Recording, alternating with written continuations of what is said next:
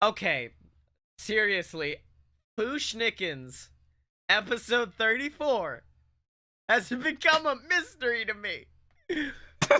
Because I'll go onto our downloads page, and I ever since I put our stuff on Stitcher, downloads shot up. I'm proud. I'm like, yeah, look at all these downloads we're getting. But Fushnikins went from having like 7 to 85 downloads in the span of a month. And I was like, there's gotta be something. I don't know what it is. And so I was like, well, maybe it's Stitcher. So I went on to Stitcher Radio, and I went to a load of BS's page and tried to scroll down and be like, well, maybe they're showing Fushnikins first. Maybe Fushnikins is something else. I don't know. Fushnikins isn't even in the fucking feed on Stitcher. It goes from episode 33 to episode 35. And yet, Fushnikins is our most downloaded episode.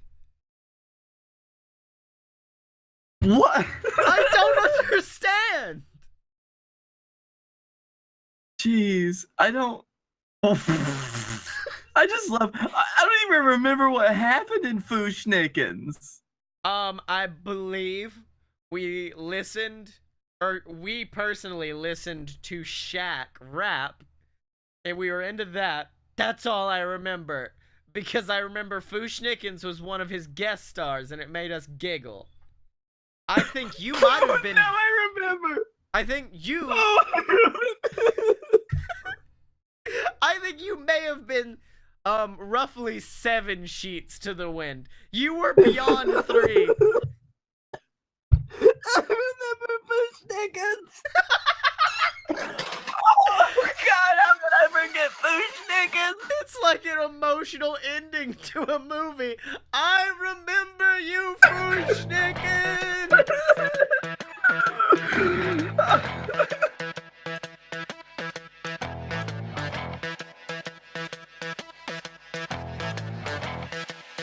Woo! Ladies and gentlemen, boys and girls, children of all ages, let me tell you, it's time! It's time for a load of bees! That's right, ladies and What? gentlemen, a load of bees, the greatest podcast of all time, featuring the 3 best men of all time, and I am talking about he, the B to the L-A-K-E.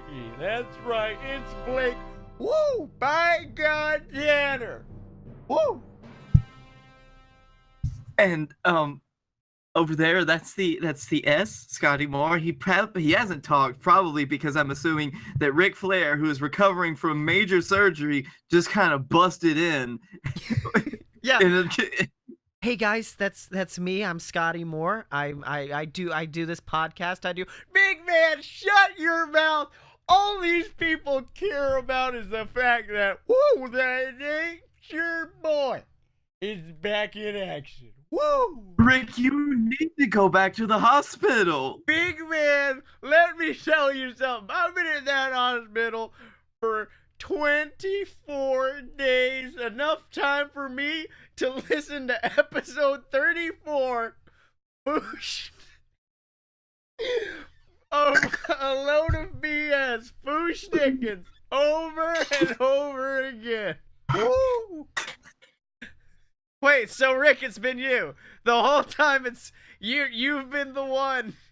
You've been the one who's actually been listening to Fushnikins so many times. That's right, big man. My favorite episode. Woo! Okay. Oh, so glad to have you back, Rick. God bless. God, the minute I heard the news that Rick was in the hospital, I was like, please. No, I can't retire him yet. I need him. I need him. And big man, I need you too. Don't worry. Woo! Rick's shadow looms large over the BS. And without him, we would be without a part of ourselves. Our first, literally, the first BS t-shirt design was a shirt of Ric Flair. Ric Flair is a cornerstone of this podcast. Whoa! I mean, if he didn't play the part of just such a great heel in that first arc of the BS, we wouldn't be where we are now. I love that you're treating it like we're cereal. If you just like remember the first arc, season 1 of the BS, where they fought Ric Flair. And then the following season, which we're still in, where they're just kind of trying to figure out what's happening. Whoa! We're just two down on our luck pitch artists, just trying to work through life. We're here to smack your pitch up. Is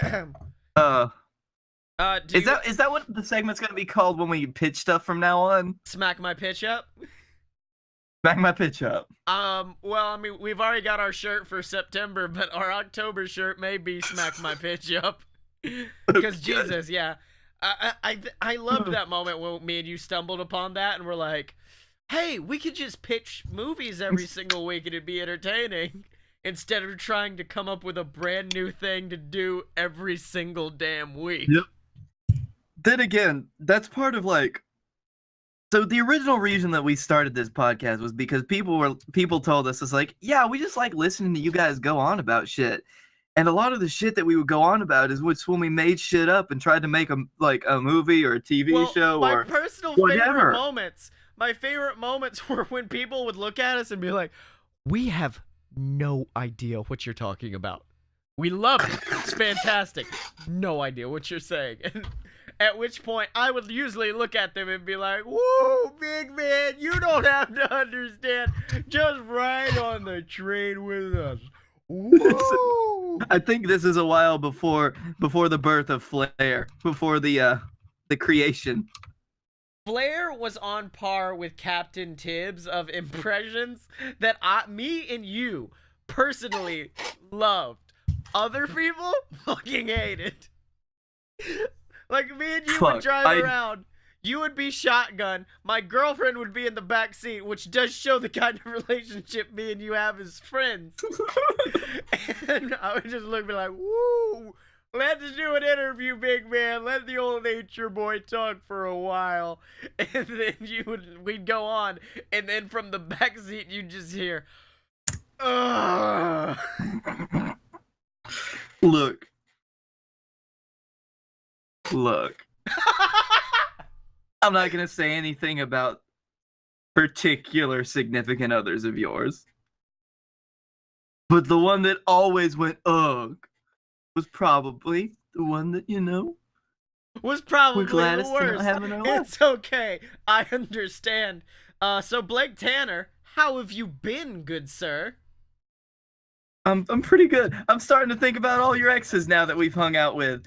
Are you giving me a batting average in my head, in your head, of like, that one wasn't good, this one was good, that one wasn't? Scotty's batting a good 439 right now. Well, I think about let's say like the last 3 that you had in college, and I think, well, the first one was really good. She was sweet.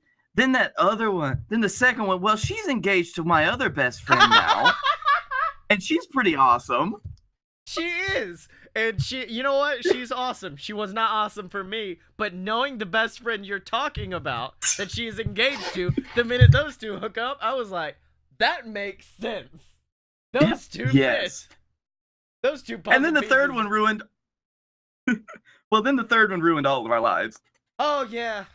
Actually, no, that's technically the second one. You know what? No, we're not turning this into BS Kiss and Tell. Kiss and Tell. Quit giving me the batting average. Can we save that for February? Because I'm writing a note down. Save it for February. That's going to be February. We're going to have the BS Kiss and Tell shirt. It's going to be phenomenal. It's going to be amazing. It's going to be fantastic. It's going to be huge. All right, let's talk about our week. Because I've got a lot to talk about. Yeah. All right, so Scottye, I found out recently that the show that I'm doing for the theater show. Yes. The show for the theater. You're an acting boy. Yes, there's a scene where I'm going to be shirtless, Oh and no. playing opposite of my pretty, of a pretty attractive actress. Right. And I looked at myself in the mirror the other day, and I was just like, you know what? I wouldn't look at that We're naked. gonna.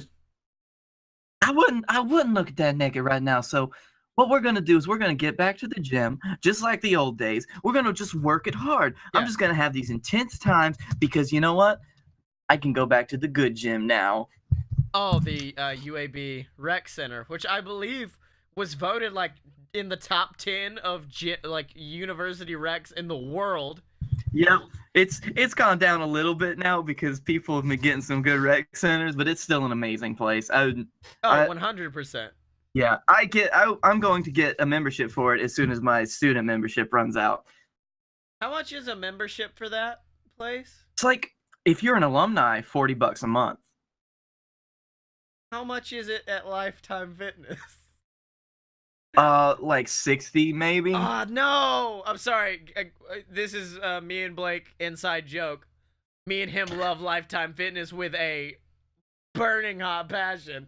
In fact, Lifetime Fitness, if you want spawns, we'll talk about you all day. We love your shit. It's basically Baby Club Med. It is. Baby Club Med. And the UAB Rec is Baby Club Med. Yep, but it's the one that I can go to for free because I'm a student and I pay a lot of money. So basically, right. I went back. I got a badass workout routine. It's not a lot of workouts. It takes about an hour, but it's hella intense. Okay, I'm listening. And I started that on Monday. Okay. Point of reference, Tuesday night, I got home late from rehearsal. It was probably about 10 o'clock. Right.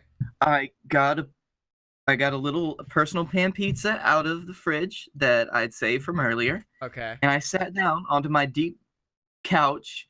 I sat down on the deep dish pizza with my personal pizza. No, I just sat down on the couch. It kind of started hugging me because you kind of sink down into that couch. Oh, that's one of those good couches. And it's a good couch. I ate my pizza, and then my brain said, "Okay, it's time to get up," and my body said no.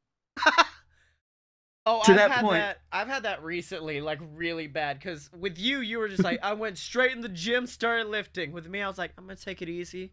We're gonna do some yoga, get your body back to where it likes moving. Yep. And then now I do a good warm up routine. Yeah. Well, yeah. And I was like, I'll spend about 2 weeks doing that, and then I'm gonna add in like some home workouts, and then after that, I'm gonna finally get back in the gym. The first time I had to do 10 squats in a row, it felt like my muscle was pulling off of the bone like the juiciest chicken wing. I was a juicy chicken wing boy, and I was like, and my favorite was, it was one of those you have to do everything in unison, and they're like, and then after that, try to repeat that, and if it feels good after that, repeat it. And I was like, I ain't repeating. It didn't feel good after the first time.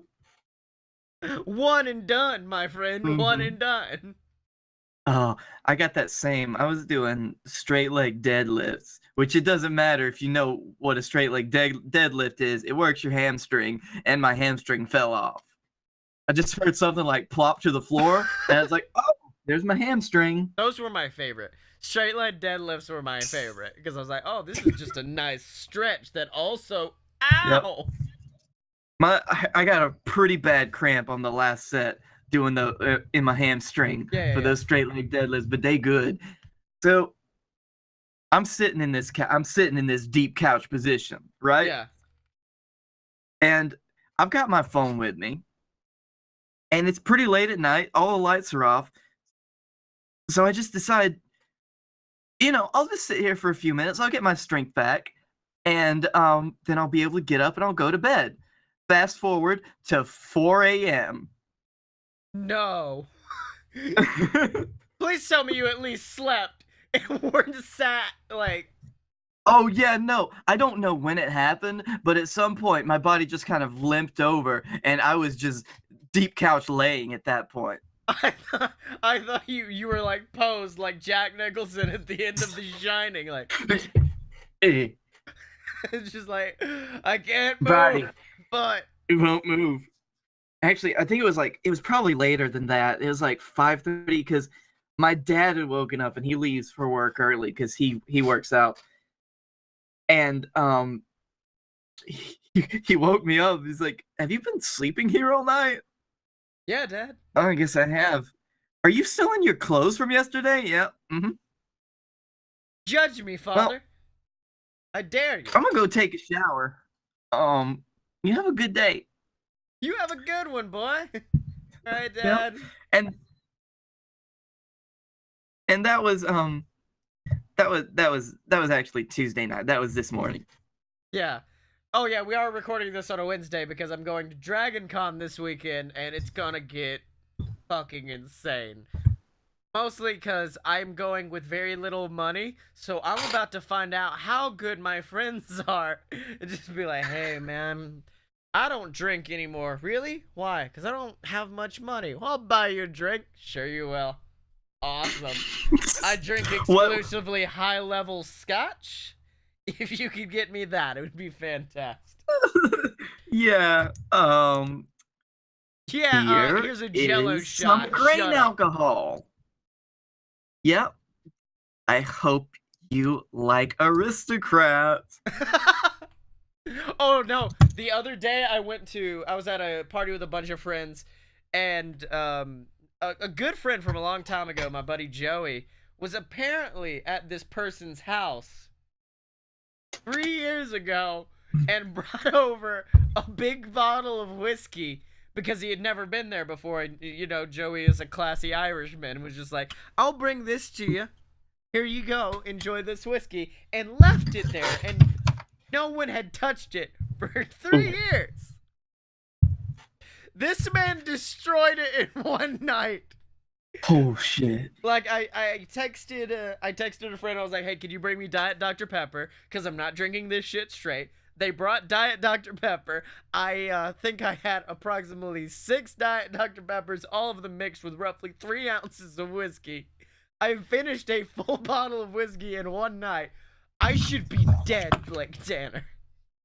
But my favorite moment of the whole night was there's another person in our group who likes drinking hard liquor as opposed to drinking beer. And so she comes up to me and it's just like, hey Scottye, you drink just like hard liquor, right? And I'm like, yeah. She's like, would you like some vodka? And hands out a bottle of Aristocrat. I look at her and go, no bitch, I got whiskey. I'm good. Have I told you my first memory of actually drinking? Like, this is. Oh, just drinking? Yeah, well, the first time that we'd ever gotten anybody to buy us alcohol, because at the point we were still a little bit underage. Don't tell anybody. But our like friend, we've all drank underage. It's okay. We're all grown-ups here. We've done cocaine. It's fine. Wait, what? You? But I mean, never what? mind. I'm growing a coca plant out back. Yeah. Yeah. But I had $20. And I gave him a $20 bill. At this point in time, I had no idea that liquor was expensive. Oh, yeah, no. So I just like, yeah, go get me whatever whiskey you can get. And he comes back with, I shit you not, a $15 bottle of whiskey. It was like drinking cigarette ash. Yeah. Yes. Now, and you know what? I found my cheap, shitty whiskey, and let me tell you something. It comes from north of the border. Of course it does. That's where the shittiest whiskey's made. That was the shitty whiskey, but you know what? You can buy it in a plastic gallon jug, boyo. I think that was my favorite. It's cut out of the official BS Adventures in Epcot video, which you can check out on the official BS Network YouTube page. But there was a very lengthy discussion between me and you about if Canada because Canada, the laws for making whiskey in Canada are not strict. Like, you can add coloring, it's a very weird process, which I would argue leads to a lessened quality product. 9 drinks in, Blake Tanner seemed to disagree with me. No drinks in Blake Tanner still says you're full of bullshit. Fuck you, it's Canada. You just said it's bad. I'm saying the brand of Canada whiskey that I buy is bad. What? I mean, this Are is you like just casually defending Canada because Canada? You're like, the Canada whiskey I've had is bad, but that doesn't mean all Canada whiskey is bad. this is irregardless of the fact that Canada is just the greatest country on God's green earth. Yeah, which is why we drink to our heritage. You're just like, I'll drink American bourbon or some Canadian whiskey, and I'm just like, if it comes from the Isles, I'll fucking drink it down with a straw. I don't care. You know that Crown Royal is a Canadian whiskey. Is it? No wonder I don't like Crown Royal. You're a piece of shit. I did. No, I mean, I went to a Nickelback concert and had 4 shots of Crown Royal because that's the kind of man I am. But as I took a sip, I was like, oh, I really need something to mix this with. Yeah, I'm not a fan of Crown Royal. I'm not.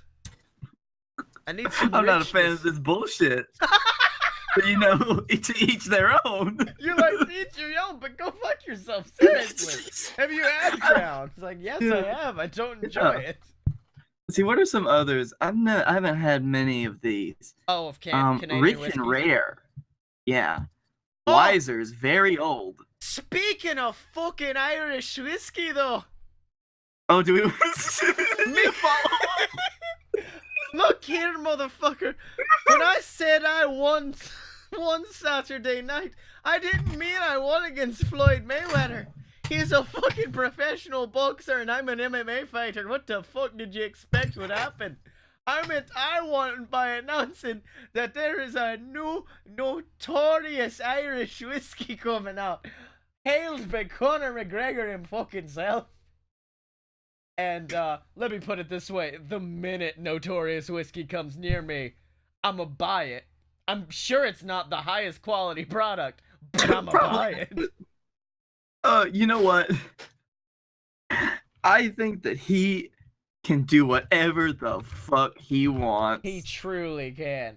My personal favorite moment of the press conference afterwards was when Conor had the whiskey. He was already like 3 sheets to the wind. He's like, I just made $10 million fucking dollars. Whiskey's amazing, isn't it? Have you ever had whiskey? I love whiskey. And he just starts chugging. I'm like, that's a man right there. Whiskey. It really does wonders for the swelling in my face. It doesn't matter. Like, God, that fight was amazing. Because afterwards, they became instant bros. Which is really weird. I mean, okay, look. Are you about to break kayfabe? No. About to break the kayfabe that me and Mayweather came up with for so many months. No, I'm just saying I don't respect the decision to show Floyd Mayweather respect. Ah, well. I do not think that it was a you as a man versus me as a man. It was you as a fighter or a fucking warrior in this boxing ring. One of the most badass lines was, if you're gonna let me, you shouldn't have stopped the fight. Should have let him take me down to the ground like a warrior. And I was like, Jesus, McGregor came out of this looking like a warrior, whereas Mayweather did come out of it just kind of retiring like a champ.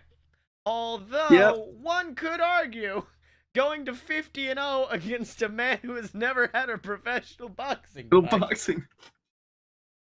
A man who, up until the 6th round, scored more punches than you. Yeah, well, here's the thing. During that fight, I can't believe this really, we should have done this on Fight Boys, but during that fight, Mayweather was like a sniper in that he did not punch a lot, but he was very accurate in his punches. Whereas McGregor was a fucking SMG. He was just like, I'm gonna do it again. Here's open. I find it amazing that they were so close in points up until the TKO. Yeah, well, I mean, Conor just got tired, and you could tell he got tired, and he got tired. He was like, you know what? I'm done. I'm done. Fuck it. Punch me. I'm finished. I just want my whiskey. Just do it. I just want to debut the whiskey at this point. Jesus Christ, come on. Yeah. And speaking of debuts, Blake Tanner, there is a new shirt that recently debuted over at a load of purebs.com in the merchandise section. That's right, ladies and gentlemen. Go over to merch.aloadofpurebs.com and you can pick up the brand new Rick and Morty shirt. No. Rock and Morty. It's totally not Rick and Morty Cartoon Network. It's fun. Actually, you know, I am going to Atlanta where Adult Swim headquarters is located. I kind of want to just wear the shirt and take a picture in front of it. Like, hey, guys. But yeah, we have a cool shirt. It's a nice design. It's actually replicating a real Halloween costume me and Blake did a couple of years ago as Rick and Morty. So we got good old Blake boy dressed as Rick, or as Morty. I'm dressed as Rick. Or, of course, ladies and gentlemen, if you want some of our other merchandise, it is available over at merch.aloadofpurebs.com. We've got merchandise for the Fight Boys podcast, for the Queasel Corp podcast, for the BS Network YouTube page. We've got shirts for it all. And, of course, we do have shirts for these good BS boys right here. That's right, ladies and gentlemen. We have the Rick and Morty shirt, like I said. We got the shirt with our logo on it. We've got canvases with our faces on it that look awesome. I actually have it up in my room right now. And if you want any of that, then all you have to do is go to merch.aloadofpurebs.com. I don't know why I just turned into a Schmucker's ad. Now, let me tell you something. if you don't go to aloadofpurebs.com, you're gonna be missing out. Take it from me, your friend. Brett Missington. Brett Missington. Your friend I missed here out. over at aloadofpurebs.com. Merchandise. Hey, can I get paid now? So Blake Tanner, I've heard this weird sound recently. It usually comes out this time of year, especially in the South, especially in Alabama. It sounds something like, I guess the best way to describe it is like a roll.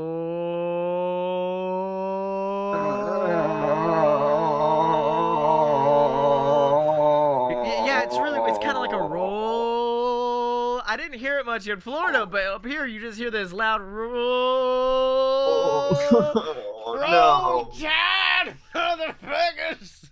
No. That's right, ladies and gentlemen. It's football season, Blake Tanner. Are you ready to play some football? Not. I just don't like football. I'm sorry. I don't like any sport until I have a team to cheer for in that sport. At which point I'm like, fuck yeah, roll Tide, motherfucker. Other than the fact that, like, it's the only way that I can bond with my fellow people that live in Alabama with me. Yeah. My fellow Alabamians, if you will. I mean, I have the same experience with WWE fans. Because it does not matter. If they're wearing a Roman Reigns shirt, I'll still be like, yeah, dude, what's up? Yeah, man.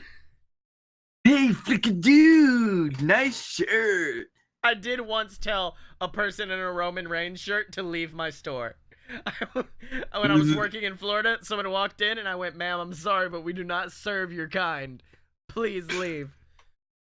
Why would you say that? Oh, I don't know, because Roman Reigns sucks a big... You're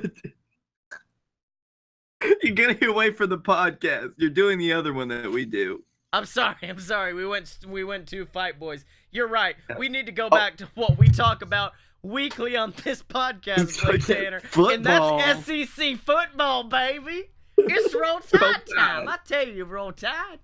Let me tell. I don't know how many times I have instantly, like, gotten closer to a person being miles and miles away from this state, and by someone just saying "Roll Tide, Roll Tide." Oh yeah. Like, if you hear one person say "Roll Tide" in a group, you say "Roll Tide." Well, I mean, it's that thing of, like, it's like when you meet somebody from your town when you're not in the town. Like, I remember being at Epcot and seeing somebody with, like, an Oxford Yellow Jacket shirt on. And I was like, oh, dude, I'm from there. Awesome, I'm from there. But with Alabama, it makes it easier. Because the Alabama shirt, you don't have to be like, I'm from Alabama as well, sir. How are you? It's all summed up in two simple words, Blake Tanner. Roll Tide. Roll Tide. Roll Tide. I think at least 10 times in my life I have been in a queue at Disney World, looked, saw a Alabama logo on his shirt, and just went, Roll Tide, Roll Tide, and then the queue continues, and then they pass me again, and I'm like, Roll Tide again, good sir, Roll Tide. Roll Tide, good sir, Roll Tide again. Roll Tide again. Once more, sir. I remember. Roll Tide. Roll Tide. There's a period in time that we used Roll Tide as like an affirmation at college.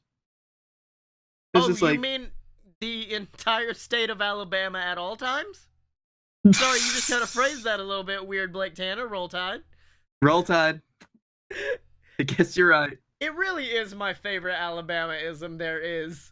Because even people from outside of Alabama, at least if they're somewhat in the know, get it. And it instantly makes them kind of regret having you as a friend. But I will Roll Tide all day. Roll Tide. Oh, fuck. It's one of them. Did you just say Roll Tide? Like Alabama, the Crimson Tide? Like, yes, I did. Sir. Roll fucking Tide. Sir, we only serve LSU fans in this establishment. I will fucking end. No, I know that was a joke, and I know you're joking, Blake Tanner. I will end you. I will end you over that. Prissy bitches. Oh, my favorite was one time we hired look at me. I'm an LSU fan. I like Louisiana. My favorite, one time we hired a new person at work, and they were just like, she's from Alabama like you, Scottye. And I'm like, awesome. And then she comes in, and I looked at her, and I was just like, let me ask the important question. Alabama or Auburn? She goes, I go to Auburn. And I went, you're not from Alabama. Fuck off. And then I laughed. That's not how that works. It is. It is, Blake Tanner. When you walk into the fucking Auburn territory, you no longer in the states of Alabama. You're in fucking rebellious territory. Teletubbies. Rebellious Teletubbies. Auburn is the new Confederacy.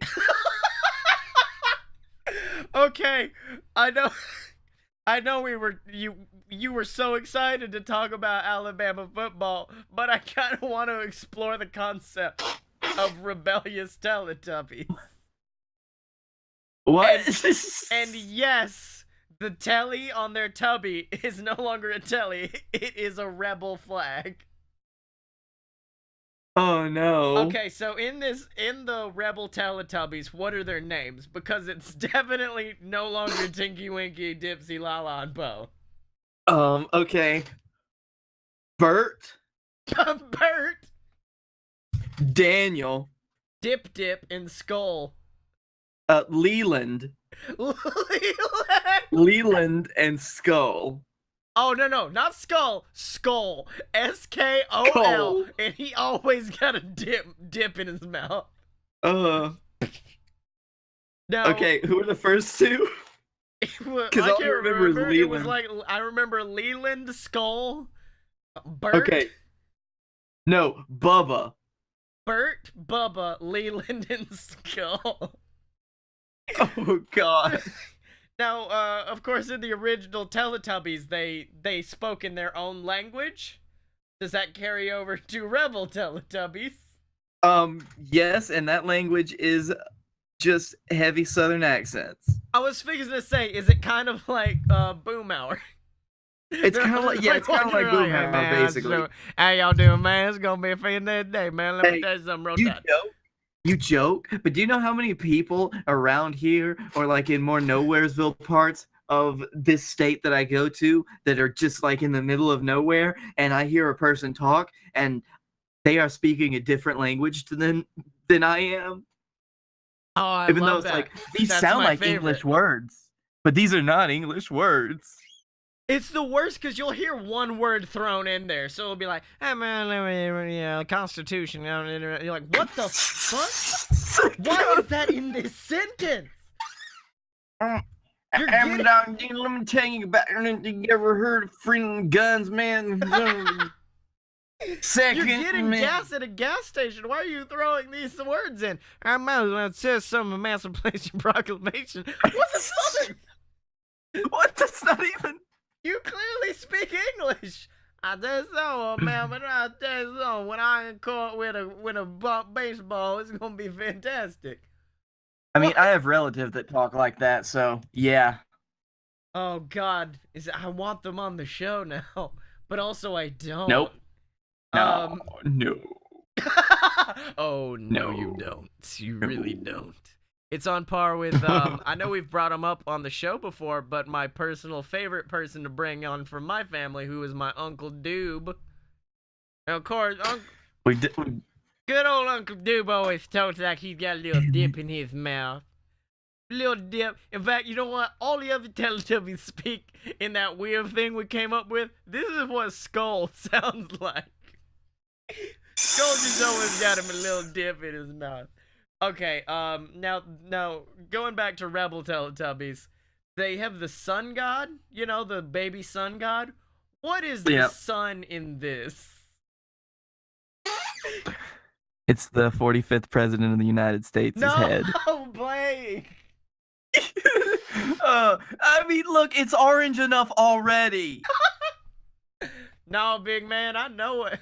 Oh no, I already have a better thing to use it on. Oh no. Oh, you're not keeping it positive, Blake. So we're gonna have to come back to the sun god, but I want you to know that their little vacuum guy that drives around and vacuums up all their shit, he's almost the exact same, except he's been painted a sleek black with the number 3 of the Intimidator, Dale Earnhardt, on the side. Jesus Christ. Don't you disrespect Dale. He gonna be coming around for you, big man. This is only because you live next to Talladega. I live right next to fucking Dale. I know all about Dale. Dale is gone. Dale is love. Dale is life. Okay, so in the Teletubbies, they eat their own special food. Yeah, they got Tubby custard and Tubby. What's the other one? Tubby biscuits. Tubby buns. Tubby buns. Yeah, Tubby biscuits. The Tubby buns. If you don't think Tubby custard is replaced with Tubby gravy, you're wrong. Tubby gravy. So does that mean the Tubby biscuits are just biscuits? Tubby biscuits. Except it's pronounced with a heavy B. It's Tubby biscuits. Biscuits and gravy. Now, of course, a lovely British woman guided you through all the episodes of Teletubbies, because as a child you didn't understand. And I like to think that our guiding voice through these is none other than famed comedian Jeff Foxworthy. Okay, there you go. One day in the Teletubby village, Oh, Skull. can the baby sun face be Larry the Cable Guy? Oh, he's already come up in my mind, big man. Don't you worry. Either that or just actual Jesus. So, in the end, during the Tubby apocalypse, you have Larry the Jesus guy who comes and redeems all of the rebel Tubbies. I'll tell you what. And on the day of reckoning, the Teletubbies ran everywhere. As their Lord and Savior, Jesus Christ, came to the earth to curse the non-believers. The Teletubbies all hopped upon the Intimidator and got on out of there.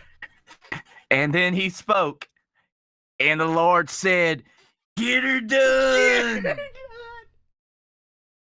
Oh my God. If you ever put your Tubby gravy on your Tubby biscuits, well then you might be a redneck. Oh man, this episode is gonna be so accessible to a certain bit of our audience. No, it's not. They're probably gonna get mad. There's gonna be people from the north who are like, what the fuck are these people? What are these fuckers talking about? Meanwhile, people from the south are just like, yep, that's what it is. That's what, yeah. All right. This is my experience of living in the South, so. Now, we have. Let me recap them. Skull, who is our red one, he's like Poe. Yep. And he speaks like Doob. We have Leland. Leland. And now I know we had a different one. I know Bubba was one, but Blake, can we please have Rick and Bubba as the other two? Yeah. Rick and Bubba, Yeah. Rick and Bubba. We're like shitty internet Rick and Bubba without, except not at all. Like, Yeah, we're very different than Rick We're and a Bubba. bit Don't tune into different. Rick and Bubba and think you're gonna get this. no. Tune into Rick and Bubba and be like, where are all the dick jokes and pitches about pandas? They'll be like, what? Then ask yourself, wow, why is this really religious now all of a sudden? I think that might have been the worst Conservative thing. out of nowhere, guys. A lot of people talk about the end of the Civil War being the worst thing to happen to the South. At least they say that in the South. I think when Rick and Bubba started going deeply religious was the worst thing that happened to the South. Come on, Scotty, man! this is the second time in, I think, 5 episodes that we've spent a length of time talking about Rick and Bubba. No. One was in the BS Rev Up before the live show. Otherwise, you are right. Trust me, when I brought them up, I was like, shit, did we discuss them during the episode? No, we didn't. We're good, Rick and Bubba, Rick and Bubba.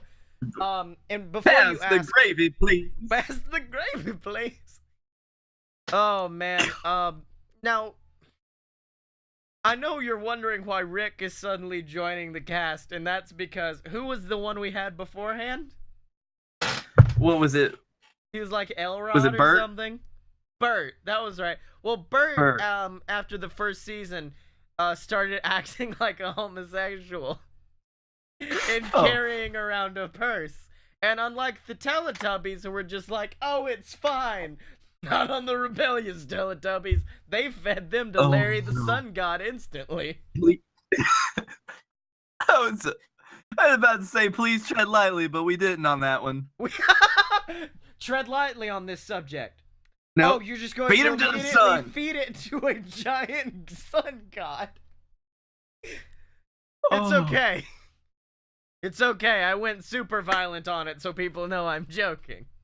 Also, I want to point Yeah, out that's. we went from a conversation about Roll Tide to a conversation about feeding a homosexual Teletubby to a sun god that looks like Larry the Cable Guy. I'm not gonna tell you that I predicted something like this happening. I predicted exactly. In fact, if you look at my notes, you're like David Blaine. If you could open David this Blaine. manila envelope and look at the paper inside, read what it says to the audience. Teletubbies, rednecks, Teletubby. sun god. What? What? How did he do that? Why would he do that? I really do not remember enough about the Teletubbies to keep going, but Jesus, I want to. I want to. You really- hit all of the. I hit it. We I got mean, you hit all of the points of the Teletubbies. We- Like everything that you said is just a Teletubbies episode. They just did 40-something of them. We have the Tubby Biscuits and Gravy. We have the Intimidator, which I don't remember what its original name was, but it's called the Intimidator now. It Intimidator. just goes around sucking shit up. We have the Larry the Cable Guy Sun God. Yep. And then, of course, every episode begins with, well, ladies and gentlemen, welcome to the Teletubbies. I'm your host, Jeff Foxworthy. Which, by the way, I just now realized that the lady in Teletubbies never did. She was never like, welcome to Teletubbies. She was just like, oh, look, some fucked up shit's happening. Let's explore this. You might be a rebel tubby if. You might be a rebel tubby. Now you just are. You're a If rebel you tubby ever now. got your Tubby Biscuits and Gravy caught in the nose of the Intimidator, you might be a rebel tubby. Jesus Christ. There's really not a lot to go off on Teletubbies, though, is there? I was like, No. Jesus. Now, wait, does one of them need TV? I know I really like the idea that their Tubby is a rebel flag, but I also like the idea that when the Tubby is in use, it always plays CMT. It's always... Like all the Tubbies are bored, they're sitting around, and then all of a sudden you just hear, "My name is Stone Cold Steve Austin, and welcome to the Broken Skull Challenge." Let's Oh, do please, this. please let them, like, that's just their static image is the rebel flag, but then it pops on and you just get to see different, like, southern shows. Oh yeah, well no, that was straight up a thing that Tubbies would do. Was it would Yeah. usually look like static, and then they'd be like, "Now let's like look at some real life examples to help kids like move along in life and learn life lessons from." Except on this one, it cuts on, zooms in on the rebel flag, and then you just hear and then Sharp Dressed Man starts playing, and then a new episode of Duck Dynasty comes on. And it's just the entire show is just a way to bootleg episodes of Duck Dynasty. Just Duck Dynasty. Oh man, I'll tell you the one thing about I know this is a weird thing to call back to, but the Broken Skull Challenge is I was at a friend's house the other day. We were sitting in her kitchen just talking, and she was just like, "Yeah, I've had a really rough day. I need someone here." And then from the living room, I just hear, "My name is Stone Cold Steve Austin." I went, "Hold it 1 second. I understand you're going through some shit. I just need to make sure. Yes, that is Stone Cold Steve Austin. Thank you. Continue." I'ma be there for you, I promise. But just hold up a sec. "I'll be there for you in just 1 damn second." Oh, and You know, I was about to actually sing the regular line in Stone Cold's voice, except the regular line is "I'll be there for you when the rain starts to fall." And I think Texas has had enough of that. I'm very sorry, Texas. My best wishes for the Houston area, but you guys, I'll be there for you because the rain has fallen. So much rain. And you know who else will always be there for us, Blake Tanner? Oh, look at that little smile. That little smile, because you realized that our patrons over at patreon.com/aloadofbs will always be there for us. That's right, Blake Tanner. Patreon.com/aloadofbs is the website where you can go to support these good BS boys. After we've made jokes about throwing homosexuals into the sun and a casual Friends Houston joke. I don't own the first one. I'll take full brunt for the Houston joke. Exactly. I'm sharing the pain right now. You can support us over on Patreon. That's right, ladies and gentlemen. Patreon is a website where you make basically a monthly donation to us, and so it could be $1, 50 cents, it doesn't matter. Every single bit helps, and we do have some perks for you over there, ladies and gentlemen. Donate $1. And you will be shouted out every single week on the podcast, like the Patreon Saint Deborah Moore, like Megan Bolden, like Scott Moore, like all of the greats. Donate $5, though, ladies and gentlemen, and you will get a weekly motivational video from me or the B, just to help you get through the week, because we know how tough it is out there for you. We know it needs some motivation to keep you going, and we're here to give you that motivation. But if you want to be an all-star, hey now. You're an all-star. Get your game up. Go play. Go play. Donate $30, ladies and gentlemen. That's right, $30 over at patreon.com/aloadofbs, and you will be one of the many to get the BS Booty Box. That's right, ladies and gentlemen, the BS Booty Box. Every single month, I make a brand new shirt. A brand new shirt. Last month, we had the Rising Sun shirt. This month, we have the Rick and Morty shirt, and we ship it directly to your door. No mess, no fuss, no coconuts, no nothing.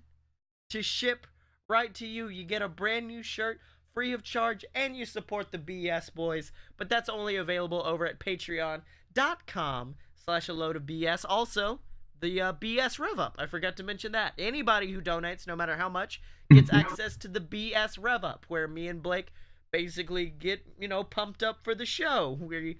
It takes a while for this magic to happen between us. And so the BS Rev Up is our little pre-show where you get to see us kind of talk things out and figure out what we're going to do. And that's all over at patreon.com/aloadofbs. So, Blake Tanner. Oh my God.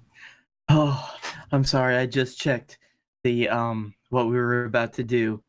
and it's okay. It Is got it the okay? backing. What? It got the backing. It did?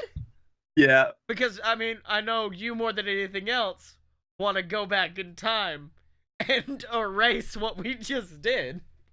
Yep. Let's go back in time before all of the real bad. Actually, adding on to our pitch, if this week and next week, instead of supporting us, if you want to give your money to something that's actually going to help somebody, think about some of the relief efforts going on in Houston right now, because they sorely need it. It's a very rough time out there, and people need as much help as you can give them. Yeah, straight up. Also, donate to GLAD. We're just both like, hey, let's cover our asses right now, guys. But no, Yeah. seriously, donate to Houston, donate to GLAD, donate to a load of yourps.com. It's fine. It's all right if you put us a little bit lower on the priority list. We understand. We understand. It's okay. But Scottye, you know what's high on my priority list? Tell me. I'm This curious. new television show, because we really need to go back in time and erase a lot of the things that we've done over the last year. The sins of the flesh must be erased. Do you know who the best two time traveling buddies would ever be besides us? Bill and Ted. Oh, I know. Bill and Ted? No. Like the Bill and No. Ted did the time travel movie. Doc Brown. They did the time travel. Doc Brown and Marty McFly. No. You know what? They did some good time traveling, but no. And Doctor Who and not Lady. Scott Bakula either. Did you just say No, not Scott Bakula? Not Scott Bakula. Of course, he, from Quantum Leap. Oh, okay. Scott Bakula and Count Dracula. Hold on. Do you not know who Scott Bakula is? I'm not gonna lie. My only knowledge of Scott Bakula is the fact that his last name sounds like Dracula, and I know he's a famous person. All right. I'm gonna let this slide. Did I just break And we're gonna- your you're gonna- segment? You're like, hold on, no, motherfucker, we gotta talk about Scott Bakula for 1 second. No, it's fine. It's fine. Because I haven't even gotten to the damn reveal yet, because you put me on this tangent because you don't know about Quantum Leap and Scott Bakula. One of the greatest time travel television shows in the last 50 years. But it's okay. Okay. Because we're gonna make the newest best time traveling show Okay. ever.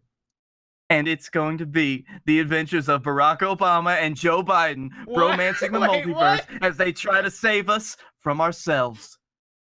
Wait, I'm sorry. Go on. So think moments after the inauguration of the 45th president. This is on a Kickstarter right now, by the way. We'll give you the details, but Okay. this is their pitch. Moments after the inauguration of the 45th president, Barack Obama and his best friend. That? Who's the 45th president? Yep. He's the son. He's the son.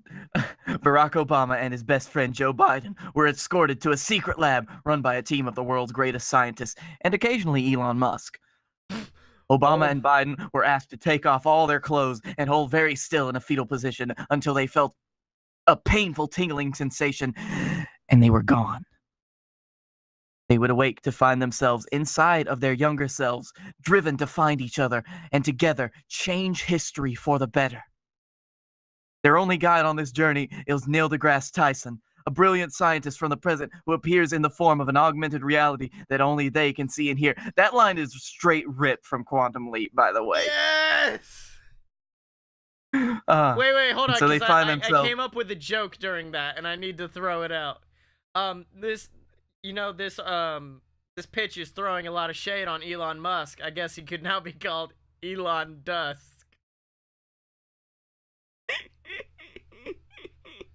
Continue on.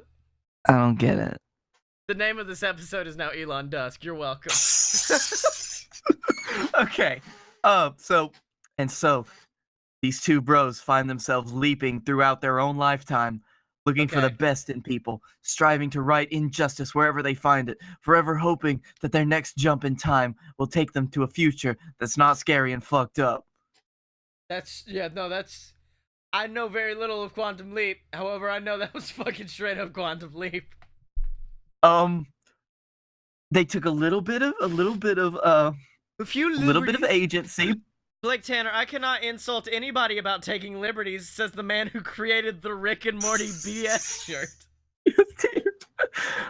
So what I'm thinking is, like, the guy that pitched this, his video, it's Adam Reed, Barry and Joe, the animated series, on Kickstarter. You will not be able to fund it by the time this episode goes out because the funding ends on August 31st.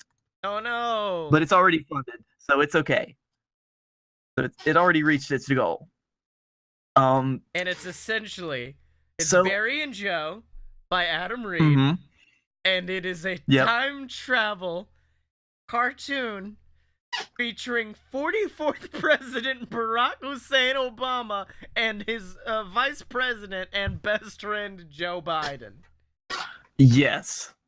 And we need to get on this fucking writing staff, Scottye. Yes! Yes, I'm doing it. Okay. So what you're saying, so we need to have some episodes, is what you're saying. Yeah, we need to think of some episodes. Now, there are some ideas posted in the video. For example, Barry and Joe chasing after the Challenger space shuttle as it's launching. Oh, Jesus Christ! A very patriotic picture of a young Barack Obama sporting a killer fucking afro, carrying an American flag in one hand and a big ass doob in the other. Okay. I hate to do it, but anytime time travel is brought into play, I'm like, how long till Hitler, though? See, that's the thing, Scottye. If you remember, they can only travel within their own lifetimes. When was Barack Obama born? Well, let me just see. Also, wait a minute. Do they go to the body they were in? Yes, they did go to the body they were in. Oh, please let him have been born, like, right the time Hitler was assassinated. No. Obama's not even 60. Obama is 56. When was he born? What can we make him 1961. do? 61? How old is Biden? So, Biden is a good bit older. Oh, I got you, motherfucker. He was born in 1942. Fuck yes! Season finale! So, I'm asking... It's already written in my head. The season finale is a child, a 2-year-old Biden in a mech suit, going to face off against Adolf Hitler. So what is Barack Obama doing for the whole season finale? He's watching. And he's just like, no. Because here's the thing. Biden was able to go back and be in his baby form, but since Barack does not have a form to be shipped into, they create a surrogate form for him, which is the mech suit, which contains the baby Joe Biden powering it. And he's just like, So the mech suit is sporting a killer fucking afro. It carries an American flag, and it's sparked up a doob in one hand. No, it's 100% got the afro, and then the doob is hanging out, and then it has like a chest plate, like Darth Vader, except instead of all the beep boop buttons, it's got just the American flag lit up in LEDs, and 2 machine guns for hands. All right, there we go. Now here's. Well, hold on. I'm not through with this baby Joe Biden murdering Hitler with the assistance of a mech Barack Obama. Well, see, that's the thing though. Like, how far back are you got to go? Because if it's like 1945, then you could just let Hitler murder himself, because that's what he does. This is fucking America, Blake Tanner. We do things ourselves, and we will kill Hitler ourselves. And so, the whole episode, they're just kind of like, Biden, are you there?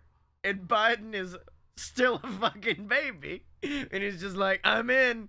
It's almost like the Boss Baby. Let's be honest. Yeah. Okay. And then good old Barry O is just like, Can't do it. I need to be with my partner. I don't care what it takes. I don't care what you have to do. And like it's extremely You experimental. got Neil deGrasse Tyson back there. He's like, okay.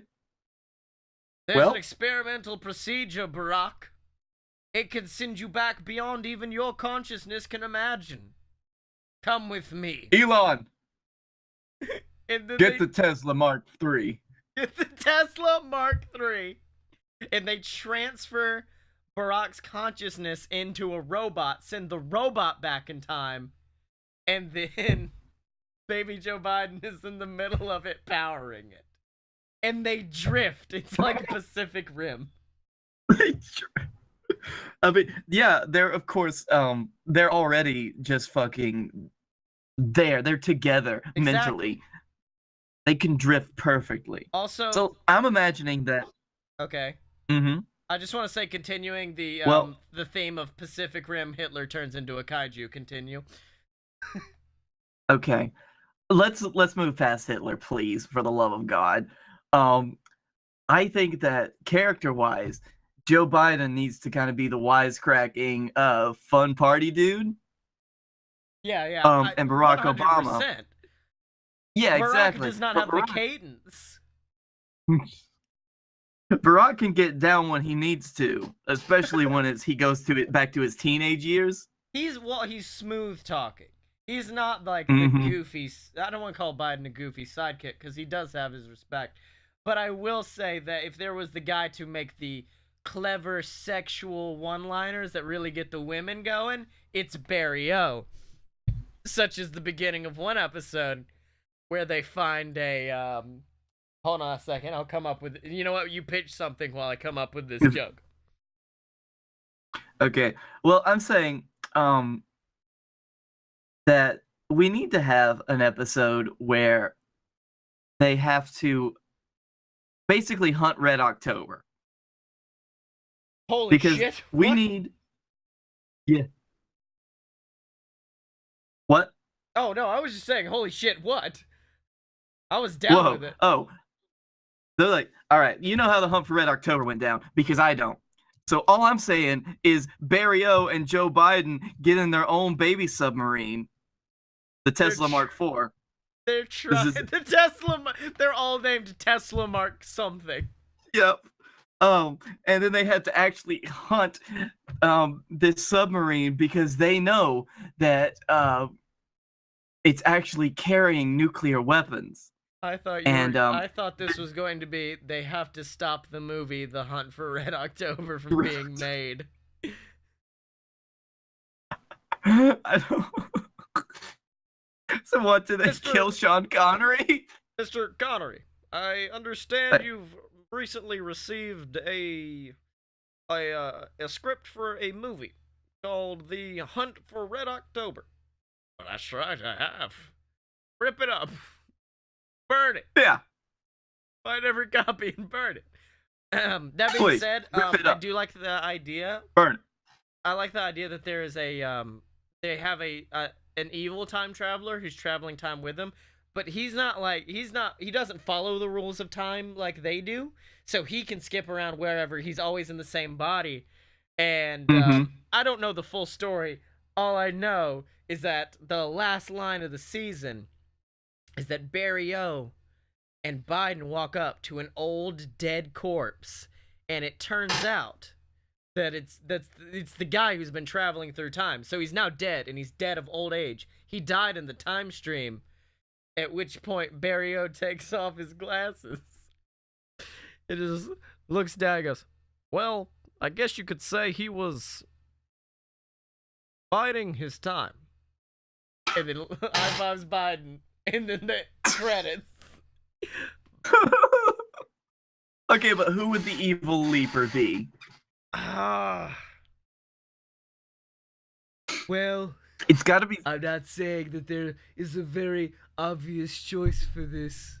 No, because he's the main bad guy. There's a picture of a tiny hand on a big Bible, and you know he's the bad guy. No, oh man, it would have been better. I already have our stinger for season 2. Layer of dirt, layer of grass, tombstone, baby hand popping out of the ground. Yes. He's back. There's one episode that I need to happen though, like Okay. a down home, deep south episode. It's where It's where 4 Teletubbies. no, no. It's where they have to. Barack Obama and Joe Biden have to stop the creation of the rebel Tubbies. And by they do deep it by south, you taking- mean roughly around the Birmingham, Alabama area. But no, I think they got to be taking part in like a famous trial that was happening sometime around here. Okay. And Barack Obama and Joe Biden are both posing as like some big well-to-do lawyers, and everybody's just shocked at Barack Obama and the fact that he's a lawyer. Because you know Okay. he's bald. Oh, the fact that he's bald. All those bald lawyers. So I just want it for like the end of this episode, the person that they've helped, or like they've made some racist white person kind of like see the light, and it's like, you know what, maybe we aren't so different on the inside, no matter what we look like on the outside. And Barack says, yeah, maybe one day, a person of color can even be president. Well, now let's not get ahead of ourselves. Oh, I thought you were going to say that he went back in time to a small black child in Chicago. And the small black child is like, I want to be He just president told one day. And he's just like, firstly, anytime they go He back in can't be. time, Biden has to pretend he's the president because no one believes it. And so one day Biden Well, just... Also, I would have to say that they are traveling back to their bodies at that day and age. So it Oh. would basically just be a baby Barry telling everybody that he was going to be president. Well, now that you've said that, you've ruined my pitch, which was that Barack Obama was talking to baby Barack Obama and told baby Barack Obama that anyone could be president, inspiring himself to one day become To be president. Well, I think we can make this happen in a better way. And you just see like the scene. It's a really touching scene at the end because Okay. Baby O and I guess like 20-something-year-old Joe Biden has taken him on an adventure somehow Uh-huh. as his babysitter. And Barack, like baby Barack, looks at himself in the mirror.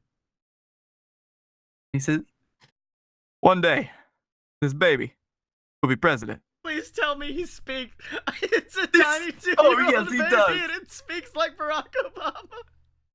No, Yes, no. he I've fucking got it. does. I've got the touching season finale, which is, okay, so through the whole show, since Barack was president, Barack kind of gets this ego about him. He's just like, he loves Joe. He's just like, this is my best friend, and I love him.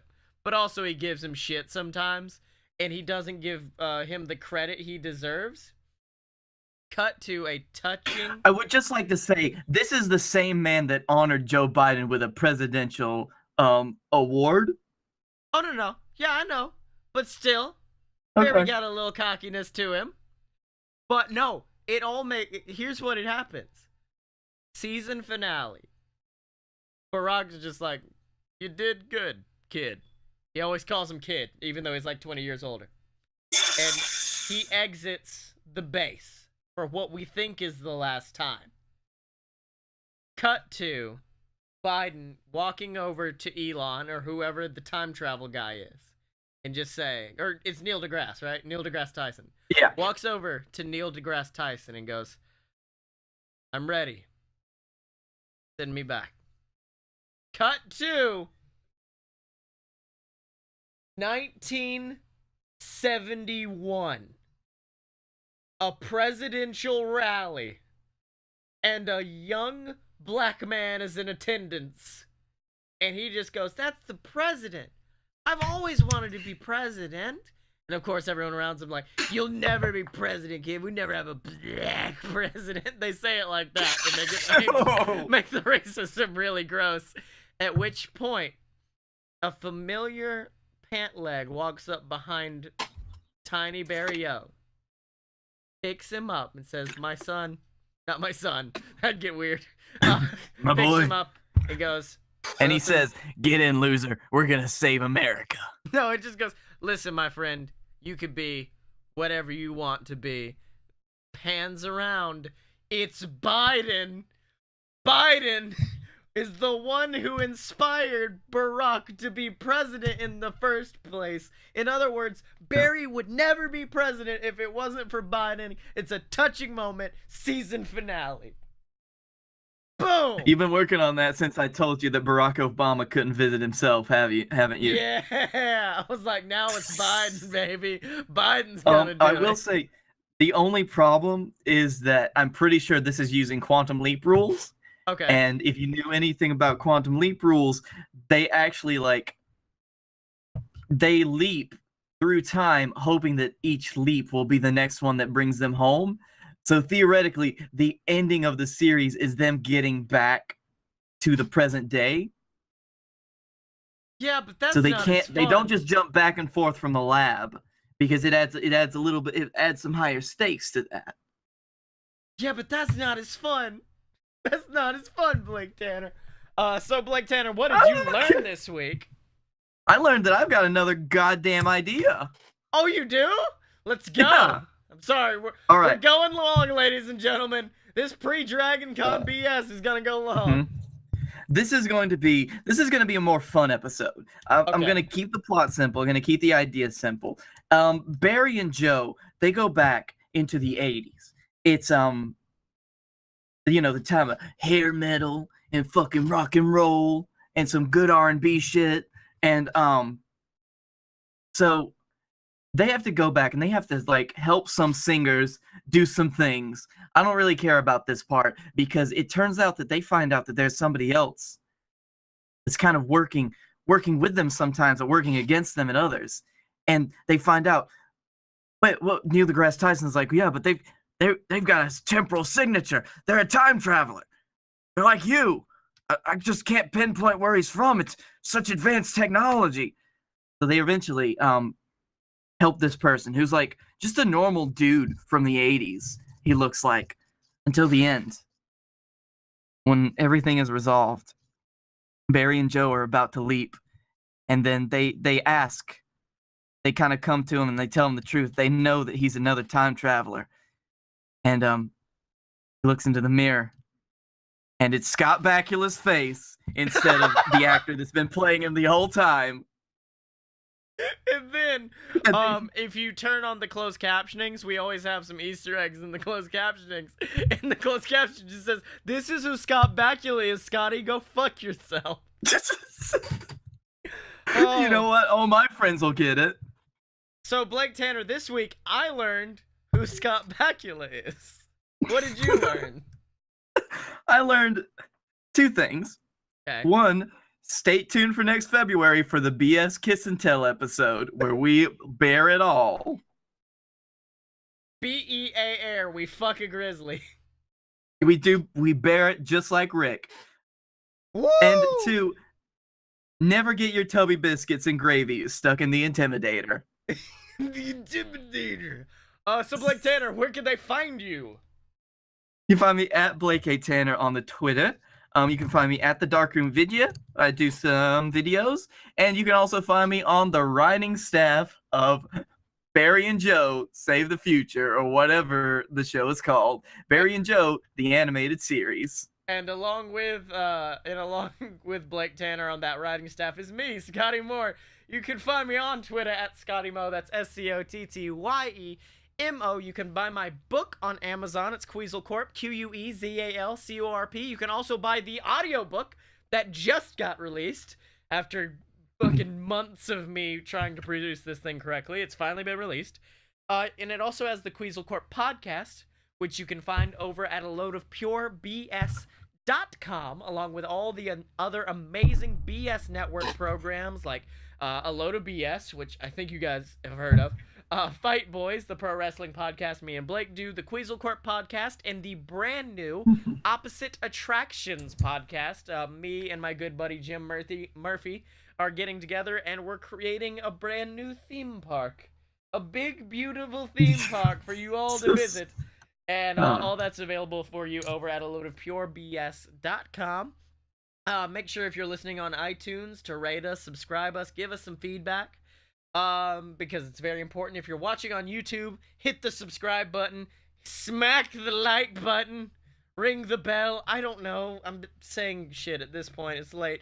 And as always, ladies and gentlemen, you can find us at aloadofpurebs.com. You can buy our merch at merch.aloadofpurebs.com. Find us on Facebook, donate to the Patreon, subscribe on YouTube. And you can find both of us on Twitter at a load of pure BS, except no substitutes, and we will see you next week!